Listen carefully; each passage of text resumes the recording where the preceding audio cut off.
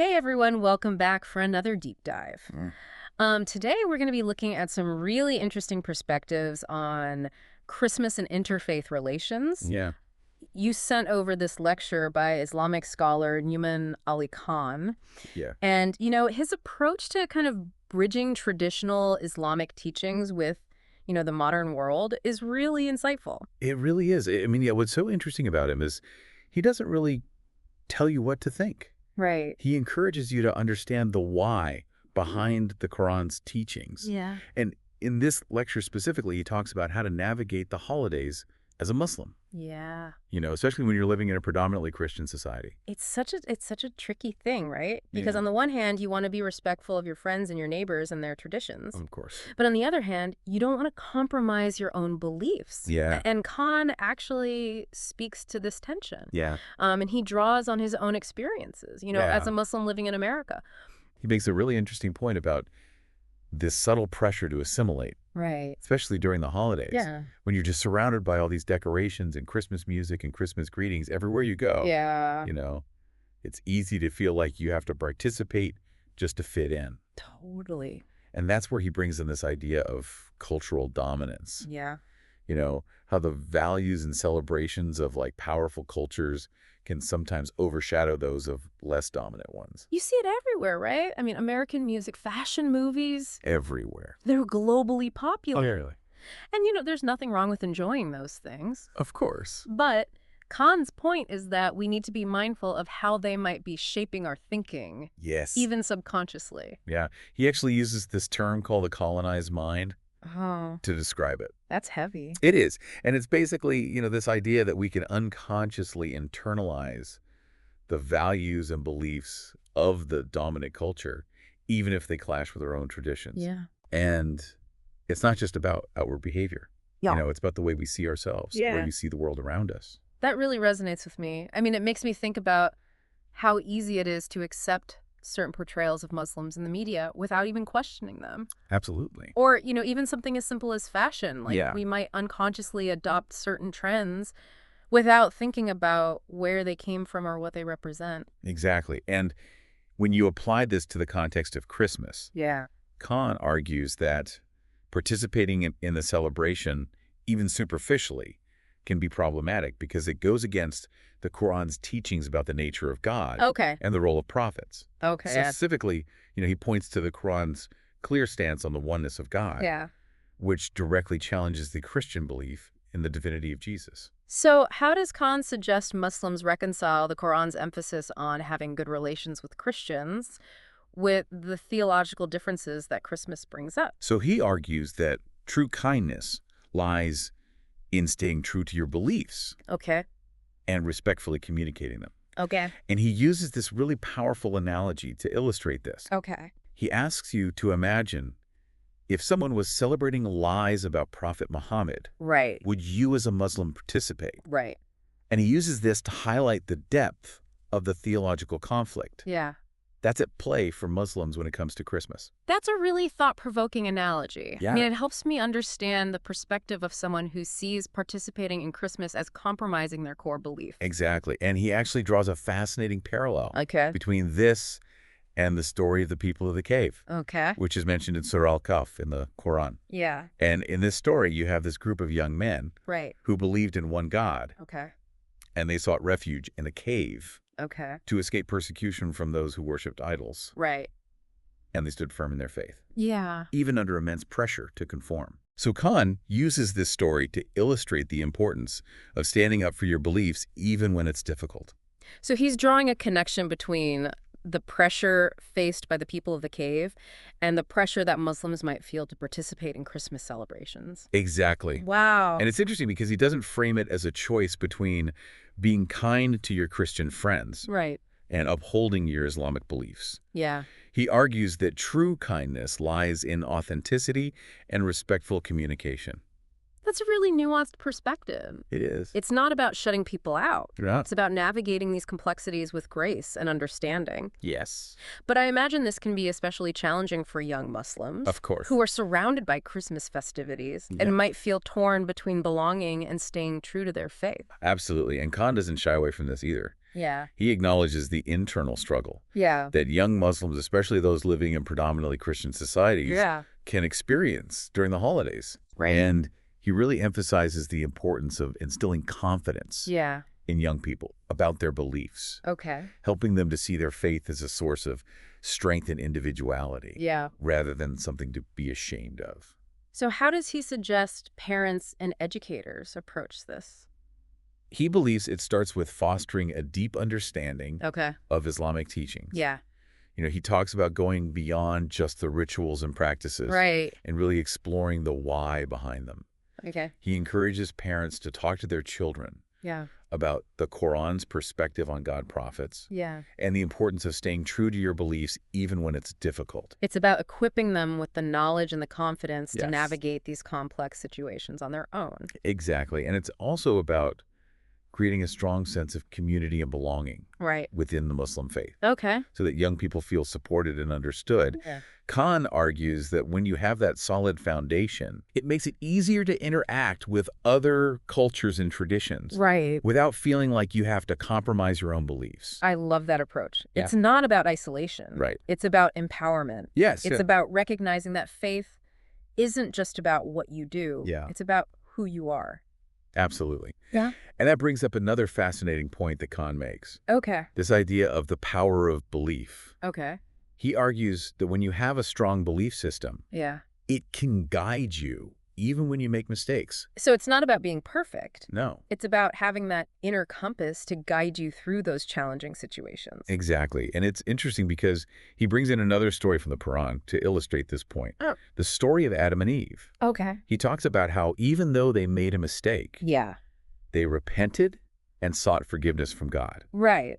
And he uses this to emphasize that even the most righteous of people can falter. Right. But what matters is that we learn from our mistakes and continue to strive for a life of purpose and meaning guided by our faith. Wow. There's so much to unpack here. I know. I'm already feeling like I have a much deeper understanding of the complexities and nuances of this topic. Yeah. It's not about simple answers. Right. It's about engaging in a thoughtful and respectful dialogue. Absolutely. And I think what's so valuable about Khan's approach Yeah. is that he provides a framework for navigating these challenges Right. without resorting to extremes. Right. Yeah. He encourages Muslims to be thoughtful, engaged, Yeah. and confident in their faith, Yeah. while also being respectful of other traditions. It's one thing to talk about these concepts in theory, but I'm curious to know how they actually play out in real life, Yeah. especially during the holidays when you're constantly being greeted with Merry Christmas, or invitations to Christmas parties. Right. How does Khan suggest navigating those moments? So Khan actually provides some really practical advice Okay. for these everyday interactions. Yeah. And he emphasizes the importance of clear, respectful communication. Yeah? So, for example, instead of just awkwardly saying, Happy Holidays, Yeah. he suggests offering something like, I pray you have a blessed time with your family. I see what he's doing there. Yeah. He's acknowledging the spirit of the season Yeah. and wishing the person well Right. without directly endorsing, the religious aspect of the celebration. Exactly. It's subtle, but it's powerful. It is. Yeah. And what's interesting is that Khan says this often leads to genuine curiosity from people. Okay. They might ask, well, why don't you celebrate Christmas? Right. And this opens the door for him to explain his beliefs Yeah.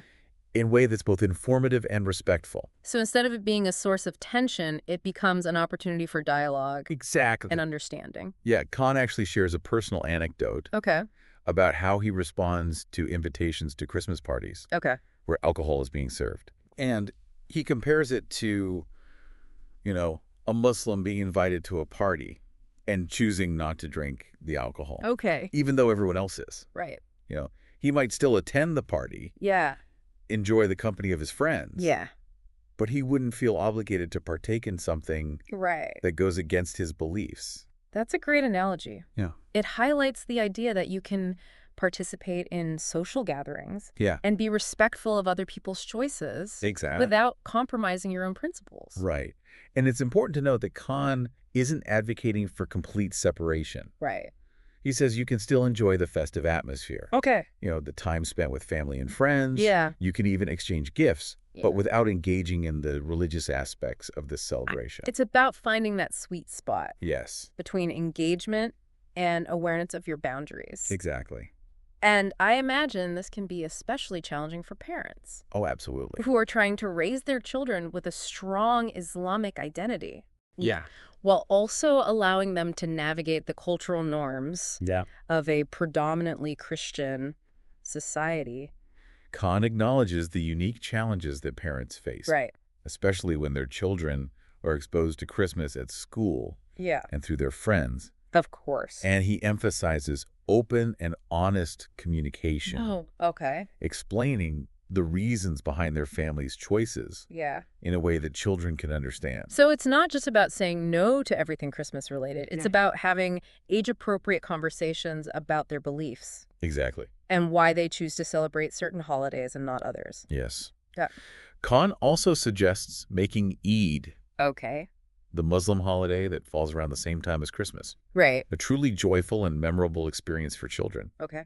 He suggests making it a special occasion Yeah. with unique traditions, decorations, activities, Yeah. so that children have positive associations Yeah. with their own faith celebrations. It's about fostering a sense of belonging and identity within their own faith tradition. Exactly. So they don't feel like they're missing out. Yes. I like that. Yeah. What about finding ways for children to express goodwill and generosity Yeah. during the holiday season? So he has some great suggestions for that. Okay. He encourages parents to find alternative ways for their children to participate in the spirit of giving and kindness Okay. that's often associated with Christmas. Yeah. Things like donating to charity, Okay. volunteering in their community, Yeah. or even baking treats for their neighbors and classmates. These are great ideas. Yeah. It allows children to engage in acts of kindness and generosity Yeah. that align with the values of both Islam and the holiday season. Exactly. And it teaches them that their faith isn't about isolation or exclusion. Right. It's about actively engaging with the world Right. in a positive and meaningful way. I'm sure some people might argue that this is still too accommodating, that it blurs the lines between Islam and Christianity. Right. How does Khan respond to that? He acknowledges this concern Okay. and emphasizes the importance of drawing clear boundaries. Okay. He reminds Muslims that participating in the religious rituals of other faiths, Yeah. even symbolically, is not permissible in Islam. So things like attending a Christmas Eve mass Right. or putting up a nativity scene Exactly. would be considered crossing that boundary. Yes. He makes a distinction between respecting people's right to practice their own faith Okay. and engaging in those practices yourself. Okay. He gives the example of a Muslim visiting a church out of curiosity Okay. or to accompany a friend. Right. That's perfectly fine as long as they don't participate in the religious service itself. So it's about finding that balance between being respectful Yes. and mindful of your own theological boundaries. Exactly. And Khan encourages Muslims to be confident and unapologetic about their beliefs, Okay. even if they differ from the dominant culture. This doesn't mean being confrontational or judgmental. Right. It's about being clear and firm in your own convictions. I really appreciate Khan's emphasis on owning your faith and living it authentically, Yeah. even if it means standing out or going against the grain. And he reminds Muslims that they're not alone. Right. There's a global community of Muslims who share their faith and values. Yeah. And this sense of belonging can be a powerful source of strength. It's about finding that balance between embracing your own tradition Yeah. and engaging with the world in a way that's both authentic and respectful. He actually references a verse from the Quran, Okay. Surah Al-Mumtahana, verse 8, Okay. which says, Allah does not forbid you from those who do not fight you because of religion, and do not expel you from your homes, from being righteous toward them and acting justly toward them. Indeed, Allah loves those who act justly. It seems Khan is drawing on this verse to emphasize that having good relations with people of other faiths doesn't require compromising your own beliefs. Exactly. Yeah. He reminds Muslims that the Quran encourages fairness and kindness Yeah. towards all people, regardless of their religion. This has been such an insightful conversation. It really has. It's clear that navigating this issue requires a lot of nuance Yes. and thoughtful consideration. It definitely does. Right. And what's so valuable about Khan's perspective is that he doesn't just offer simplistic answers. Right.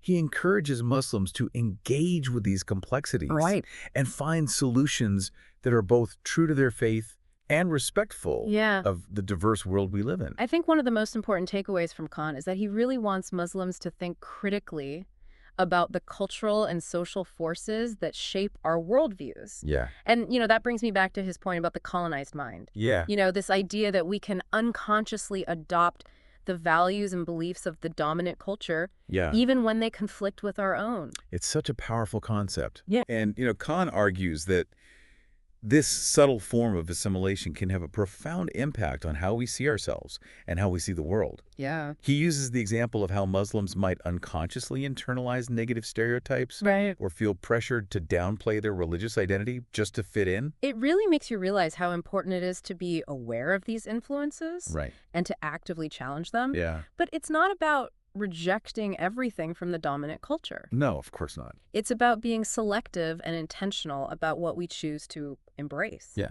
And what we choose to resist. Exactly.